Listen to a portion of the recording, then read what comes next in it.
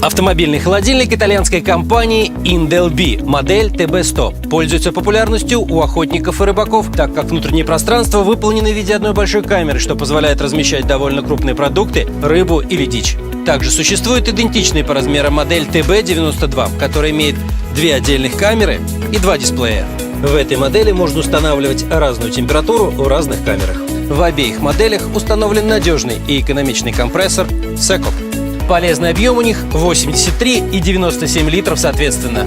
Питание от прикуривателя 12 или 24 вольта. Или от обычной розетки 220 вольт.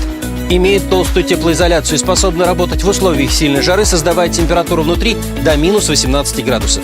Простая и удобная панель управления, на которой можно установить температуру. Экономичный или интенсивный режим работы компрессора. Уровень защиты от разрядки аккумулятора. Снаружи корпус покрыт листовой сталью. Внутреннее освещение.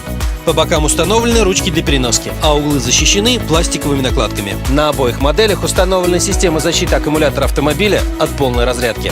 Испаритель защищен алюминиевой поверхностью, что предотвращает его случайное повреждение во время движения. Отлично работает в условиях постоянной тряски и выдерживает наклоны до 30 градусов. Несмотря на свои размеры, потребляют мало электроэнергии. Гарантия на автохолодильник – 3 года.